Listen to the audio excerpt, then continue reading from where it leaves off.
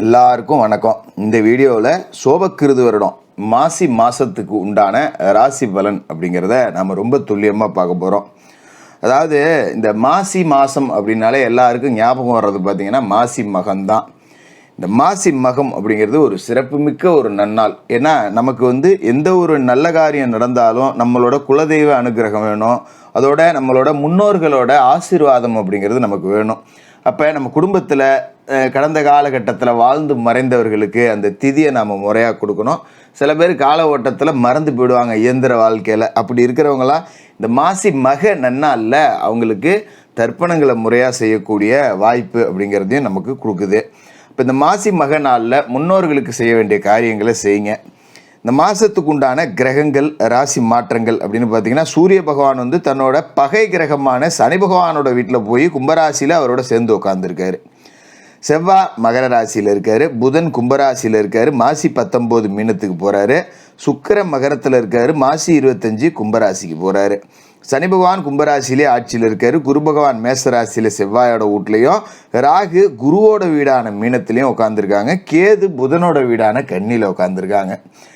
பெரிய அளவில் கிரக மாற்றங்கள் அப்படிங்கிறது இந்த மாதத்தில் இல்லை. அதாவது புதனும் சுக்கிரனும் மட்டும்தான் தன்னோட இருப்பிடத்துலேருந்து வேறு இடத்துக்கு போக போகிறாங்க. மற்றபடி பெரிய மாறுதல்கள் அப்படிங்கிறது இல்லை. காலசக்கரத்தோட 11வது வீட்டில் சனியும் சூரியனும் பகை கிரகங்கள் கூட்டணி போட்டிருக்கு. இது ஒரு விதமான ஆபத்தை கடந்து ஜெயிக்கக்கூடிய அமைப்பு அப்படிங்கிறது தான் காட்டுது.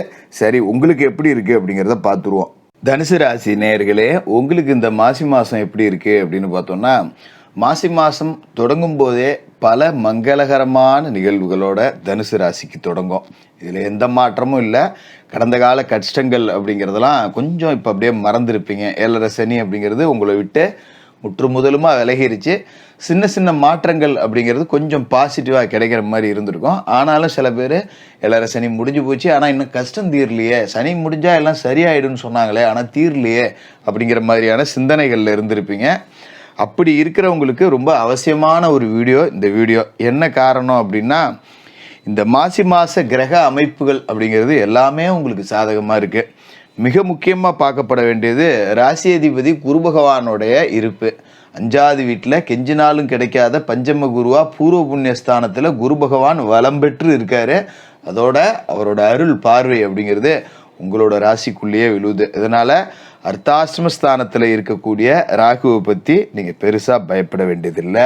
எல்லாத்தையுமே குரு பகவான் பார்த்துக்குவார். ஏன்னா இப்போ ராகுவை தவிர பிற கிரக நிலைகள் எல்லாமே ரொம்ப நல்லா தான் இருக்குது. சரி, இந்த மாதத்தோட முதல் என்ன நடக்கும் அப்படின்னு பார்த்தீங்கன்னா, பொது வாழ்க்கையில் இருக்கிறவங்களுக்கு நிறைய நன்மைகள் அப்படிங்கிறது நடக்கும். ஒரு மக்கள் நல சேவையில் இருக்கேன், ஒரு துண்டு நிறுவனத்தில் இருக்கேன், ஒரு அரசு ஊழியராக இருக்கேன், இல்லைனா மக்கள் சார்ந்து தொழில் செய்கிறேன், ஒரு ஆட்டோ ஓட்டுறேன், ஒரு வியாபாரம் பண்ணுறேன், சில்லறை வர்த்தகம் பண்ணுறேன். இந்த மாதிரி மக்கள் கூட நேரடியாக தொடர்போடு தொழில் செய்யக்கூடியவர்கள் எல்லாருக்கும் மக்களுடைய ஆதரவு அப்படிங்கிறது இதுவரைக்கும் இல்லாத அளவுக்கு பெரிய அளவில் இருக்கும். அப்படிங்கிறதால பெரிய ஒரு காசு பணம் பார்க்கக்கூடிய வாய்ப்பு அப்படிங்கிறது இந்த மாதத்தில் இருக்குது. அதேமாரி கடந்த காலகட்டத்தில் உங்களோட பிள்ளைகள் வழியில் உங்களுக்கு பிரச்சனைகள் வந்திருக்கும்.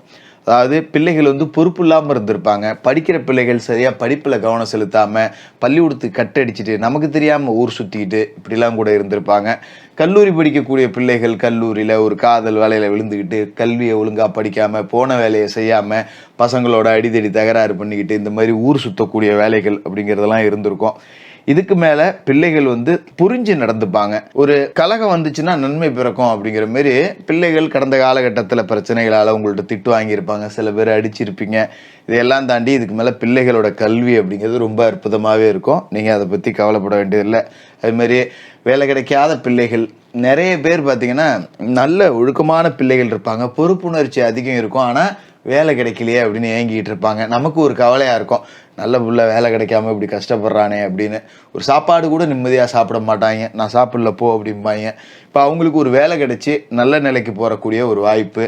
அதுமாரி பொறுப்பு இல்லாமல் சுற்றிக்கிட்டு இருந்தவங்களுக்கும் கூட இப்போ ஒரு பொறுப்பு வரக்கூடிய வாய்ப்பு. இது எல்லாமே இந்த மாசி மாதத்தில் கிடைக்கும். அப்படிங்கிறதால பிள்ளைகளை பற்றின கவலை அப்படிங்கிறது முற்று முதலுமாக விலகிறோம். ராசிக்கு பஞ்சம விரையாதிபதியான செவ்வாய் தனஸ்தானத்தில் உச்சமடைஞ்சிருக்காரு.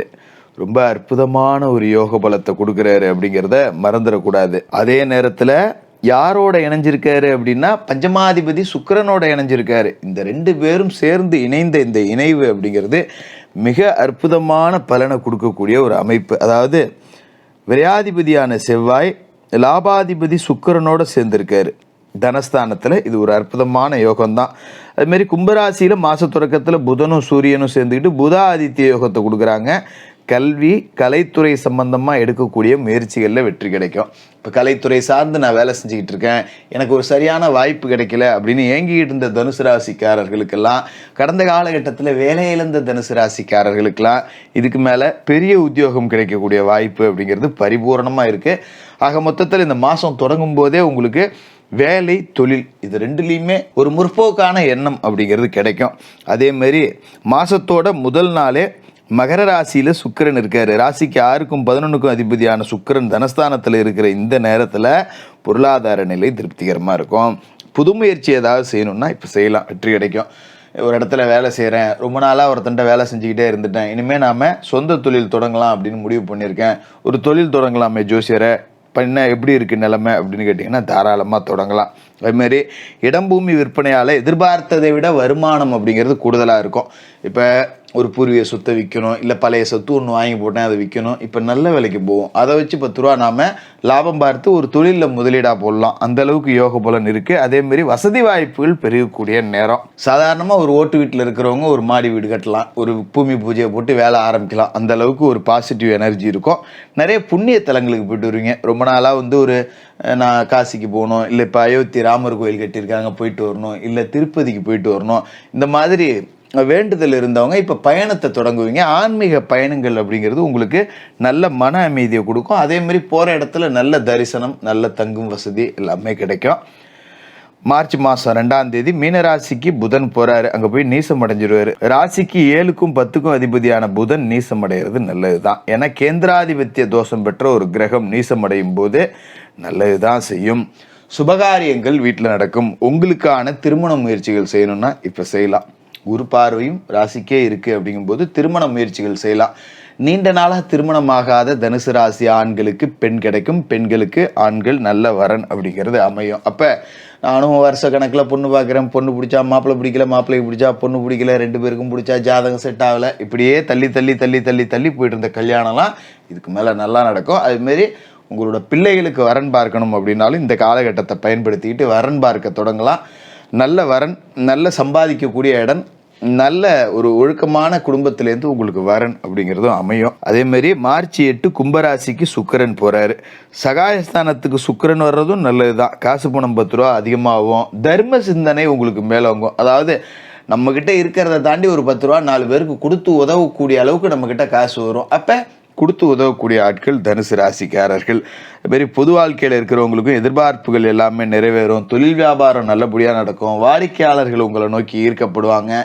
புது யுக்திகளை பயன்படுத்தி வாடிக்கையாளர்களை திருப்திப்படுத்துவீங்க, வாடிக்கையாளர்களை கவருவீங்க.